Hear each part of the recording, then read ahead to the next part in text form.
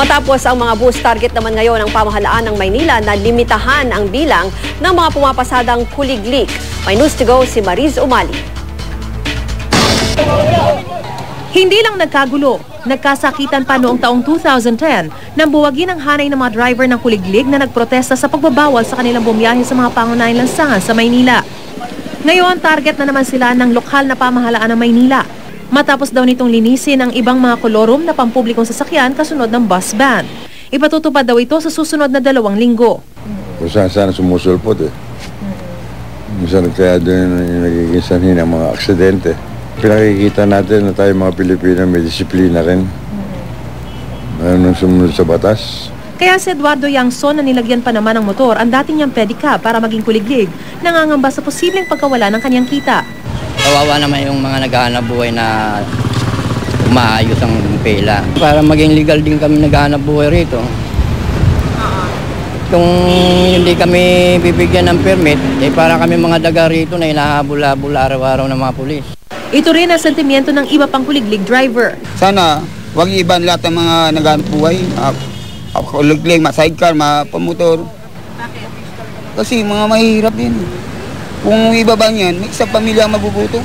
Pati mga pasahero nila, hati ang reaksyon. Malaking tulong sa empleyado, yung mga kuliglig na yan. Bakit? Kasi pag bumabaha, wala namang masakyan. Bumabaha rin kasi dito Kaya sila yung sinasakyan.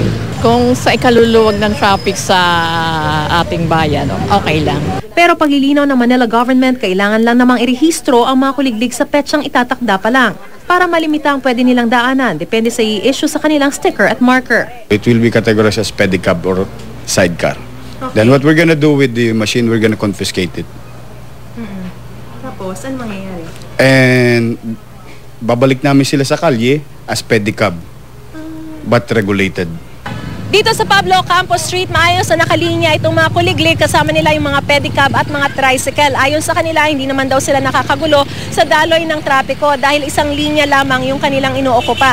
Pero hindi rin maiwasang maisip na nakakadagdag sila sa pagsisikip dahil nga itong 2 linya dapat na nakalaan para dun sa mga sasakyang papunta dun sa Rojas Boulevard, isang linya rito ay nauokupa na nila. Hindi pa masasabi sa ngayon kung mananatili sila rito pagkatapos ipatupad yung patakaran ng Manila City Government at tanggalin na itong mga kuliglig. Depende pa ito sa magiging desisyon ng Manila City Government. Lahat ng kuliglig driver na nakita namin nakasando, shorts at tsinelas. Pero balak na rin itong baguhin ni Estrada.